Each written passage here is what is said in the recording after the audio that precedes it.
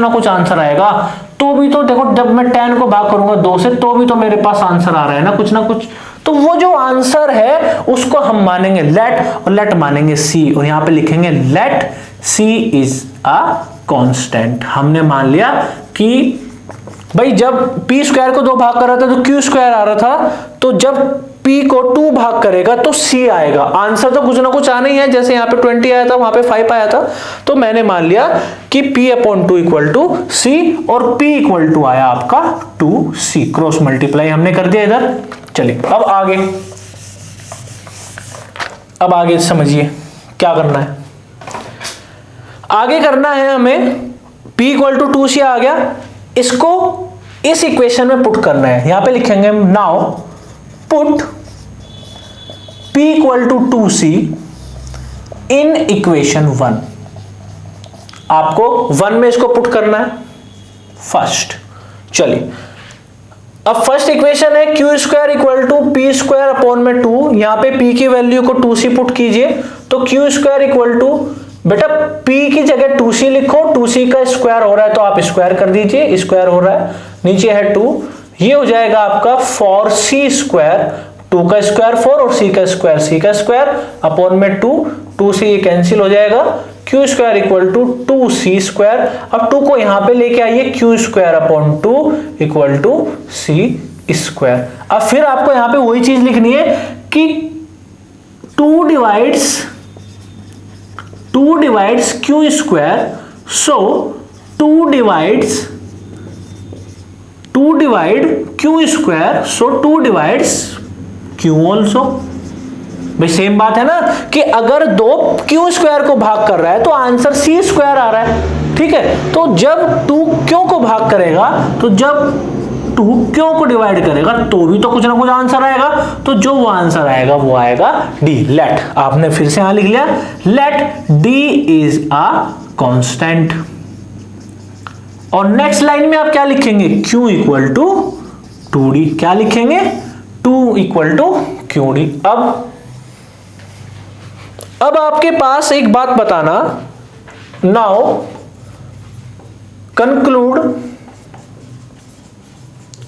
Conclude आपको करना है कि p इक्वल टू 2c लिखा हुआ है और q इक्वल टू 2d लिखा हुआ है, और बेटा यहां जो कॉमन फैक्टर निकल के आया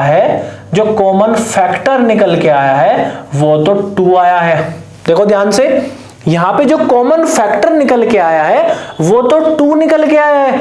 अभी आपने यहां क्या कहा था आपने कि there are only 1 as a common factor.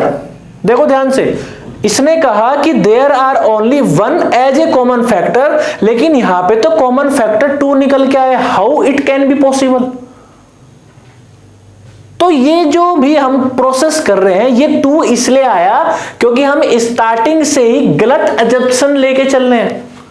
जो भी हमारी गलत अजम्पशंस है वो हम लेके चल रहे हैं। भाई जब हमें पता है कि इरेशनल नंबर है, लेकिन नहीं, हमने माना let √2 is a rational number, और जब ये रैशनल नंबर है तो हमने कहा कि भाई p and q are integer है, जिनका HCF क्या है, 1 है। जिनका HCF 1 होता है उनको कोप्राइम नंबर कहते हैं, और there are only 1 as a common factor. तो ये इतनी सारी बात ही हमने गलत मानी स्टार्टिंग में, क्योंकि हमें क्या करना है, हमें तो प्रूफ करना है। तो जब भी हम किसी सही बात को, या जो भी सही बात है उस बात को गलत तरीके से प्रूव करने में लगते हैं, तो वहां पे उस वर्ड को बोलते हैं कॉन्ट्राडिक्शन।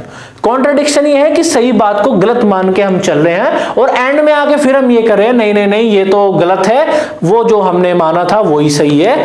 तो इन प्रोसेस को हम बोलते हैं कॉन्ट्राडिक्शन। तो अभी यहां पे जो कॉमन फैक्टर ये 2 निकल के आया है, ये क्या है, ये हमारी रॉन्ग अजम्पशन के बारे में है। तो हम यहां लिखेंगे सो √2 is a irrational number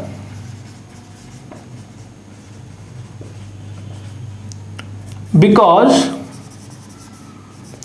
by contradiction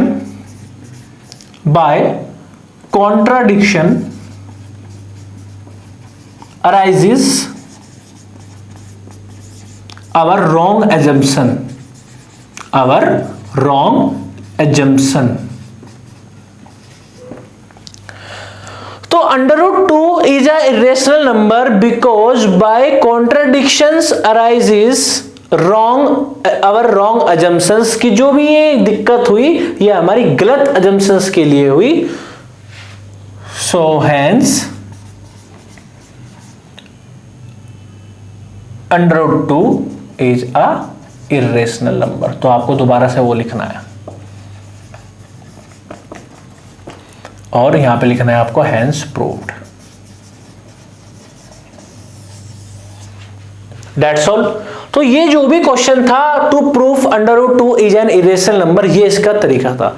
बेटा एक बात सुनिए, ये आप फर्स्ट टाइम पढ़ रहे हो और जब भी हम किसी चीज को फर्स्ट टाइम पढ़ते हैं तो उसका 50 to 60% ही हम लोगों को समझ में आता है। वो सबके साथ है, आपके साथ भी, हम सबके साथ भी वही है कि जब भी हम किसी भी चीज को पहली बार समझने की कोशिश करते हैं, अगर हमारा कंसंट्रेशन अच्छा है तो हम उसको 60 से 70% समझ सकते हैं। अगर थोड़ा सा भी मतलब है तो स्टार्टिंग है आपकी, तो आपको 40 से 50 भी अगर ये समझ में आया तो दैट इज वेरी गुड।